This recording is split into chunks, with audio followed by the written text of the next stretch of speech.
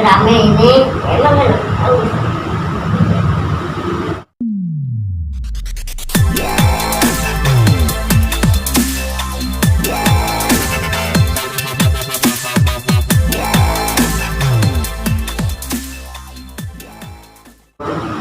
Assalamualaikum warahmatullahi wabarakatuh. Terima kasih, mohon izin. Mari. Ya, terima kasih buat Om mereka terkait atas waktunya, atas tempatnya, fasilitasnya, dan juga seluruh media. Terima kasih kehadirannya. Ya, sebelumnya Daud juga mengucapkan bahwasanya pemberitaan yang kemarin ramai, yang kemarin sempat bikin gaduh dan sebagainya. Alhamdulillah memenuhi bersama istri memenuhi panggilan yang mana juga dikatakan oleh Majelis yang kita hari ini mendapatkan dan pemberitaan yang kemarin itu ya apa namanya kesalahpahaman sebenarnya sih ya, kesalahpahaman ya, tadi sudah dijelaskan poin-poinnya juga sampai sebelumnya sudah dijelaskan gitu. Bang Deus, yang soal nafkah dari bulan September itu gimana Bang ya? Katanya nggak nafkah kan dari bulan Desember dari September. Kalau secara kebetulan hasil nafkah kalau secara bulanan yang biasa kita penuhi ini kemarin itu tidak kita penuhi karena ya tadi sudah dijelasin karena corona, tapi adapun besar kecilnya mulai kayak hariannya ataupun kebutuhan lainnya itu insya Allah sampai ini sampai saat ini tetap harus penuhi kok. Tapi dari September itu barang-barang memberi nafkah ya? Tidak seperti kayak bulanan pada biasanya. Paling ya kita nggak bisa nyebutin lah angka di sini gitu kan, karena kan nggak etis lah. Jadi ada kayak kebutuhannya dia, kebutuhannya anak kayak gitu. Kita tetap untuk saat ini tetap kita penuhi. Dan tidak Desember ya. Iya. Jadi gini, saya coba menambahkan, memperjelas apa yang disampaikan oleh Saudara Gabus. Ini bagian dari klarifikasi yang disampaikan barusan, bahwa pertama adanya penelantaran atau tidak menafkahi terhadap anak ini tidak ada. Kita sudah menyampaikan barusan di dalam yang itu bagian dari klarifikasi. Yang tentunya saya juga sampaikan ke teman-teman bahwa awalnya ini kan biasa, bulanan lancar, bahkan bertanggung jawab sampai hari ini.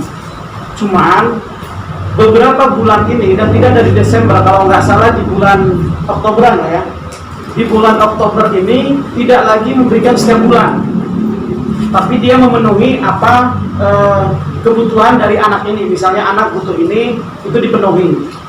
Yang transfer itu yang bulanan, yang setiap bulan transfer. Dari dulu pun yang sifatnya itu adalah tambahan atau kebutuhan tambahan, itu selalu dia ngasih cash. Artinya setelah dari Oktober ini tetap bertanggung jawab, cuman tidak bentuknya transfer, bentuknya mungkin cash dan segala macam.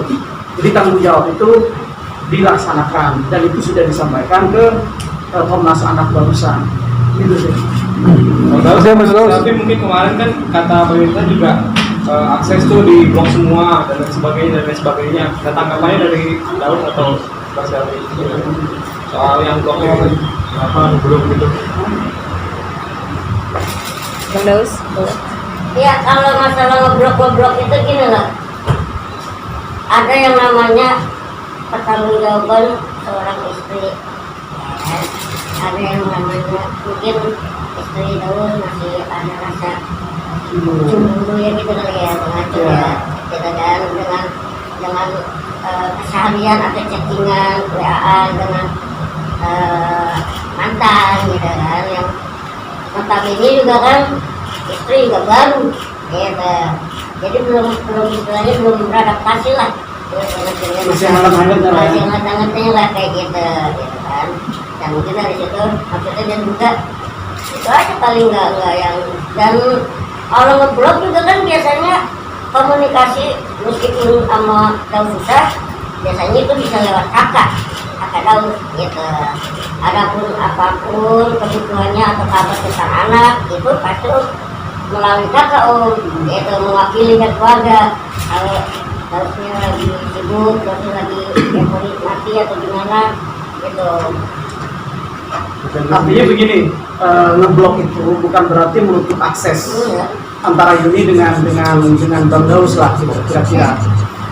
Di blok ini sebenarnya niatnya di blok nomornya Yuni ini hanya di blok di handphonenya saudara Daus. Itu biar komunikasinya melalui istrinya, melalui selfie gitu. Kebutuhan anak ataupun komunikasi tentang anak biar langsung ke selfie, nanti selfie yang akan menyampaikan ke saudara Daus ini gitu. Bukan menutup akses, sama sekali tidak menutup akses. Akses itu masih ada, baik ke selfie ataupun ke kakaknya ya tadi ya. Mas Edi sendiri apa sih waktu kita bersama alasannya apa? Saya berselfie coba ngomong sedikit. Ya, assalamualaikum warahmatullahi wabarakatuh. Saya mau menjelaskan kenapa ada alasannya saya untuk tes DNA ini agar buktinya kok yang mulai duluan siapa? Ini ada buktinya banyak. Mas Edi ini bagaimana? Coba deh. Bisa dijelasin? Enggak satu aja mungkin satu. Jadi berawal dari pancingan yang akhirnya tuh dua-duanya apa ya, emosi timbullah sebuah kalimat atau percakapan yang notabene DNA itu gitu ya Bang ya. Pancingan awalnya seperti apa Bang Daus? Ya ini mereka berdua ada cerita. Ya Boleh dibacain asal mulanya dari Ditahan Kak, bentar. Iya, tahan dulu. Ya, sambil bicara ya. mulai dari sini. Jadi ini terpancing sama netizen. Nah, di sini ada bawa-bawa nama banyak nih. Baca. Pak, mau tanya dong, kalau papinya Ica masih kasih jatah harus diminta dulu atau udah tahu di jawab sih kewajibannya? Jawablah sama Yuni. Kalau sekarang kita juga nggak dikasih, malah WA aku di blok sama bininya. Udah ditahu kan alasannya, udah yang tadi barusan jelasin. Udah ini aku jelasin kayak gini. Boleh bacain Kak? Banyak banget. Pokoknya pada intinya ini dalamnya ini aku mau jelasin pandemi. Kenapa Bang Daus nggak bisa ngasih nafkah karena pandemi? Aku bilang begitu. Ini netizen ya yang ngasih tahu ini. Dia mengurangi maksud kamu.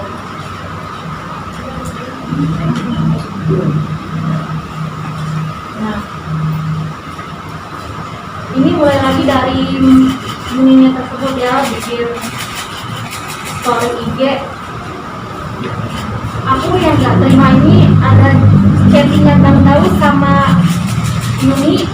Kenapa dibuat status kayak gini gitu? Gimanapun saya istrinya, saya nggak terima aja gitu. Ini kan privasi, nggak perlu lah dibikin story di sosial media. Ini yang nggak saya terima tuh. Makanya menimbulkan statement untuk SDA. Inti dari chat yang di screenshot itu apa Mbak? Yang ini chatan dari Bang Daus sama Yunita membahas nafkah gitu. Ini kan privasi, maksud aku nggak perlu lah ditaruh di sosial media tuh, nggak perlu kayak gini. Kan bisa langsung hubungin aku atau DM atau bisa dari kakaknya Bang Daus, kan bisa seperti itu, nggak perlu dibikin kayak gini. Bang Daus sendiri ini kan dari katakan permasalahannya sebenarnya udah hampir setahun nih Bang. Kenapa Bang Daus sendiri kan lima aja nih gitu kan, baru sekarang untuk klarifikasi speak up-nya. Ya karena bingung aja gitu loh. Kok nggak kelar gitu.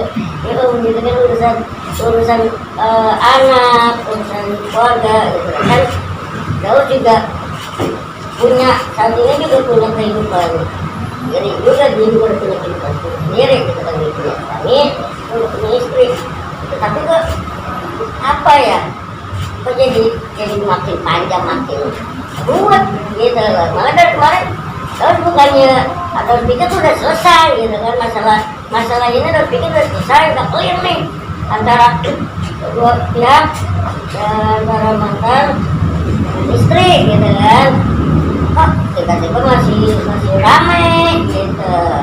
Terus emang kan belum sempat ngobrol sama beberapa teman-teman juga yang pada japri ya kan, emang belum sempat waktunya tuh bilang tak dulu ya, belum waktunya yang pas, yang tepat. Tapi kemarin jatuh sakit aja beberapa hari, aku juga tahu ya bang. Gitu, itu juga sampai jatuh sakit, terus ada yang bilang katanya inilah itu, tapi pas mau biarin aja, manusia mau ngomong apa gitu kan, yang penting memang benar keadaannya terus lagi sakit. Ya sakitnya gara-gara kepikiran kok. Kepikiran dan juga mungkin kecapean. Kecapean mikirin corona. Terus gini yang mungkin dari keluarga Daus ini disampaikan, kalau pertanyaan tadi cuek selama ini, sebenarnya kan dari kemarin ini bukan masalah, dianggap bukan suatu permasalahan yang memang harus melibatkan banyak orang kan begitu. Sampai hari ini datang ke sini karena Yuni ini datang ke Komnas Anak. Ini baru kita menanggapi ini adalah suatu permasalahan antara dua keluarga, tentunya keluarganya Daus dan keluarga Yuni karena sudah punya hidup masing-masing. Tentunya yang kemarin itu dianggap permasalahan antara keluarga yang tidak menjadi polemik lah, tidak melibatkan orang banyak. Makanya kalau ada statement yang saya bilang justru Yuni ini berlebihan datang ke Komnas Anak kemarin, maksudnya kemarin. Kenapa? Ini hal yang sebenarnya bisa diselesaikan dalam keluarga. Bisa menghubungi Selvi ataupun Bang Daus, baik dari pihak ketiga ataupun langsung, untuk menyelesaikan permasalahan ini. Tidak harus datang seolah-olah ini menjadi permasalahan yang sekarang jadi polemik, sehingga masyarakat ini ada yang menilai A, ada yang menilai B. Pemberitaan ini tidak sesuai dengan apa yang sebenarnya terjadi di dalam keluarga ini. Gitu. Punya satu sisi aja. Iya, saya kira prinsipnya dari perlindungan anak. Ya. Saudara sebagai tegasan. Bentar, ya, saya ingin tegaskan lagi, luruskan mengapa Yunita itu datang ke Komnas Perlindungan Anak, patut dan harus, karena sifatnya konsultasi. Ada orang lain yang tidak punya hubungan biologis mempersoalkan DNA atau tidak DNA.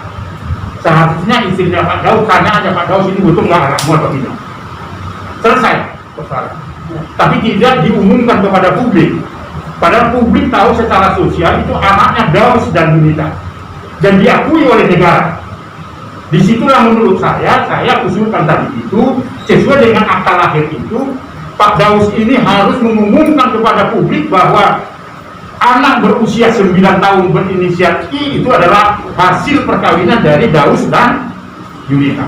Titik di situ. Orang lain tidak boleh mempersoalkan DNA atau tidak DNA. Yang boleh adalah Daus dan Yunita. Itu sebenarnya yang mau kita hentikan supaya anak itu tidak menjadi korban dari orang dewasa yang egonya hanya mementingkan dirinya sendiri. Perspektifnya itu, ya. Nah, jika tadi diklarifikasi bahwa tidak benar bahwa menelantarkan dan sebagainya, disitulah sifatnya tadi klarifikasi dan sudah dijelaskan oleh Pak Daus, ya, dengan istrinya, bukan menelantarkan, tetapi karena keadaan, komunikasi, kondisi dan sebagainya yang biasanya rutin per bulan, ini kadang-kadang mungkin tidak rutin dan sebagainya, dan jumlahnya juga bervariasi, begitu ya. Tadi Pak Daud mengakui bahwa jumlahnya tidak sama seperti pemberian sejak awal itu. Di situ klarifikasinya. Tetapi yang saya ingin sampaikan tadi itu benar atau tidak benar bahwa saya tetap mengakui bahwa akta lahir itu adalah pengakuan negara bahwa anak berusia 9 tahun yang rindu berkomunikasi tadi dengan bapaknya itu adalah hasil pasangan dari Daus Mini, dan itu diakui dengan akta lahir itu. Saya kira itu ya perspektifnya. Oleh karena itu berhentilah menurut saya untuk mempersoalkan DNA atau tidak DNA. Jadi istri Pak Daus sekarang itu tidak ada relevansinya mempersoalkan itu. Kalau mau mempersoalkan soal dampak dari pandemi COVID-19 mengakibatkan sumber penghasilan berkurang dan sebagainya, itu nggak ada masalah. Tetapi dia harus betul-betul betul-betul melindungi anak itu dari perdebatan-perdebatan. Saya kira itu kesimpulan Komnas Perlindungan dalam perspektif perlindungan anak. 3 hal itu. Ya, 3 hal itu. Ini adalah saya kira yang biasa saja bisa dilakukan. Kalau tadi Pak Daus katakan bahwa rutinitasnya berkurang jumlahnya dan sebagainya, itu kan bisa dimaklumi dan sebagainya. Ibu Yunita juga bisa memaklumi itu dan sebagainya. Tapi mulai hari ini menurut saya berhentilah kita terhadap kasus ini untuk menyoal ya kedudukan dari anak berusia 9 tahun yang berinisial ini. Saya kira itu prinsip dasar. Anda harus bikin penegasan bahwa ini itu anak abang sebenarnya gitu kan. Ya, pemerintah yang ramai dari hari ini harus jelasin bahwasanya anak yang sana maupun yang pada usia dan istilahnya tuh yang lagi rame ini emang tahu. Saya kira berhenti itu sudah, dan tidak perlu lagi yang kita mau bicarakan soal bahwa kewajiban dari Daus itu kewajiban Daus. Sekarang sudah dinyatakan bahwa itu anak Daus, titik, dan diakui oleh negara. Oke, Bang, ada rencana buat ketemu anak Bang Daus sendiri? Kan pengen lah, nggak pengen. Kapan Bang kira-kira? Secepatnya. Tapi katanya aksesnya memang belum terbuka. Apa gimana? Ya emang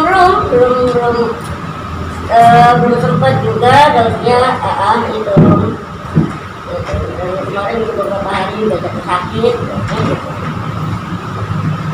Tapi dalam waktu dekat hanya nengokin ya? Terus? Ya.